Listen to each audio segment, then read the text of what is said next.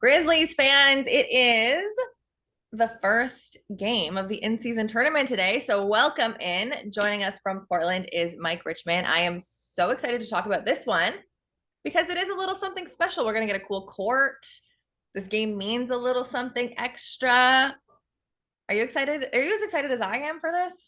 I would say that the NBA has made me, I don't know, 3% more excited for a random November game than they otherwise would Okay. have. I think the court is a little wacky, but maybe wacky is good. We'll see. When I see it, I'll be in the gym, and when I see it at the arena, I will make up my mind. But I do think it's a lot of red. It's very red. I was gonna ask like what Portland's was because ours is very gray. It's like very gray with just like an old school Grizzly. What Portland is? Yeah, it's all red to the sidelines and then like tan in the middle with the trophies. Okay. There's worse ones. I won't call out those teams. There's worse ones than what the Blazers have, Okay. but yeah, I think it might be a little wacky. But maybe the NBA prior to Christmas needs wacky to get some folks on board. There we go. We can talk a little bit more wacky. I'm gonna bring us through the injury reports, and it is long on both teams. So I'm actually not gonna even pretend to look at the camera. I'm gonna read it because it is very long. For the Grizzlies, Steven Adams and BC, of course, are both out for the season. John Morant's still serving his suspension. Gigi Jackson will not be available tonight. And then Santi has actually moved up from out to doubtful, which is good. I know everyone's like, oh no, but it's good. It's movement. And then on the Trailblazers end, Anthony Simons is still out. Scoot is out, which I'm kind of sad about. I want Yeah. to see him play, but Ish Wainwright is out. Shaden Sharp is day to day, but probable. So that brings us to two teams that are struggling on offensively scoring. Portland is 29th in the league in scoring. The Grizzlies 23rd in the league in scoring. And it kind of falls on the shoulders of two guys on each team, Jeremy Grant and DeAndre Ayton for the Blazers, Desmond Bain and Jaren Jackson Jr. for the Grizzlies. Now, Jeremy Grant is averaging 18 points per game, Ayton 10. You want obviously them to have two good games. Who else do you need to step up? What's going on with the bench? What's going on with the other starters? Run me through the Trailblazers. Well, assuming Shaden Sharp is available, Mhm. he has to score for them to win. He had 29 in the last game, 26 in the second half for them to come back Oh and beat wow. the Pistons. So he had a monster game Wednesday, but he was 1 for 3 or 1 for 5 with 3 points in the first half. So they need him to score, and they need him to score in a big way. And he really carried them in that one. He's been good. He hasn't had super efficient nights. That was his first night of the season where it was like, oh, okay, if he's going to score 30 on efficient shooting, like this dude's going to be really good at 20. And Malcolm Brogdon, they got him in the second half of the Damian Lillard trade when they flipped Drew Holiday to Boston. And Brogdon's just a pro, right? He's the oldest player on the team. The oldest player on the team is 30. The Blazers are very young. I know. It's Malcolm Brogdon, an old man at 30 years old on the Okay, Trailblazers. relax.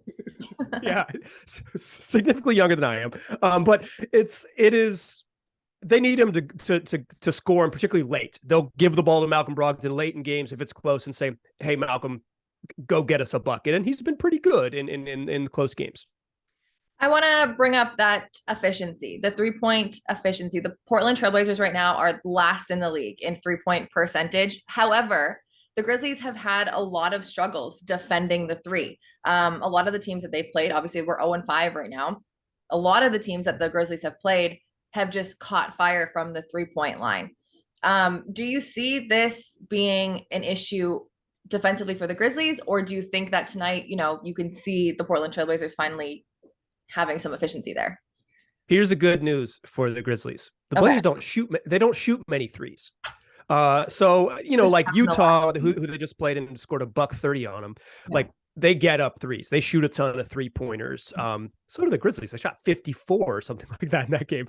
But the Blazers against the Pistons shot 20. They're averaging less than 30 a And game. only made seven, which is Yeah, great. yeah, yeah. So like they don't have a lot of shooting in terms of accuracy. They don't have a lot of high level 3 point shooters. It's just a truth about the roster.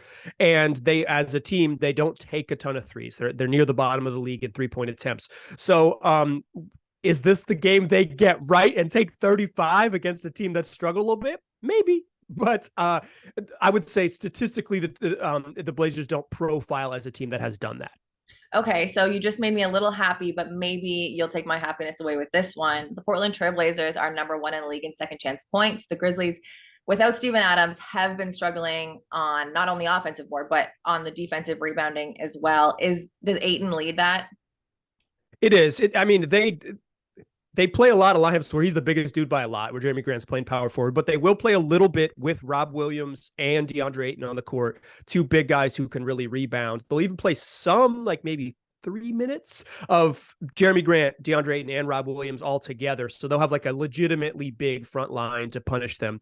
Here's the thing. The Blazers miss a lot of shots. They got a lot of opportunities to get offensive rebounds, and they've done a good job. You know, Ayton had a game earlier this year where he had 23 rebounds, including 7 offensive on his own.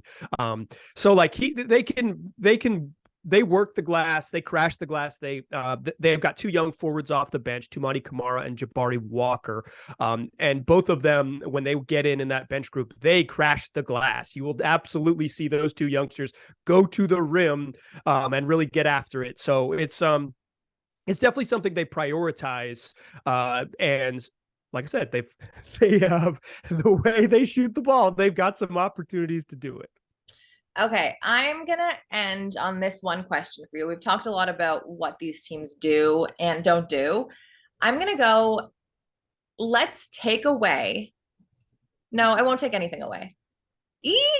Give me the one matchup. Like, let's say we have new fans coming in. We haven't seen the Trailblazers yet. One matchup that you think should be one to keep an eye on tonight. I want to see Marcus Smart guarding Shaedon Sharpe. I think that's the really fun one. Okay. You know, I haven't seen Marcus I've seen him on TV, but in person in a Grizzlies jersey, I'm excited to see that. And Shaedon Sharpe is coming off a monster game. And when you're a 20-year-old coming off a monster game, what do teams do? They say, hey, Marcus, go get him. Like, make sure he doesn't have that type of game. And Marcus Smart is an excellent defender. I think that'll be super fun. And the Grizzlies need to score. And if they're going to score, they need Marcus Smart to score some points to get it going. So the other end where Shaedon Sharpe has been kind of up and down on defense, some awesome highlights and some miscues there. See if he can contain Smart on the other end. So I think that's assuming they guard each other, and I think they will. I think that's the one I will absolutely watch. Cool. I am going to say that although, you know, you need the games from Jaren and Bane on the Grizzlies end, you need Marcus to score double digits. I'm going to say that like other key factor for the Grizzlies is Xavier Tillman Sr. And imagining that he guards DeAndre Ayton and it's not Jaren Jackson Jr. because you don't want him in foul trouble. I think that would be like in terms of the bigs, I think that would be one that Grizzlies fans want to watch because you need X to have a big game and try and contain one of the best scorers on the other team. And I mean, box him out. That's keep him off the glass, X. There you go. Mike, thank you so much for coming on today. I appreciate you so much. And I'm excited to see this red court. Yeah, red court, and then you'll get to go back. They play Sunday again here in Portland, so you'll get to go back to the normal court. You get to experience both the majesty of both courts here in the Moda Center. I love that. Grizzlies fans, remember that this is West Coast, so it is a 9 o'clock tip Central Time, and you can watch it all on Valley Sports at least.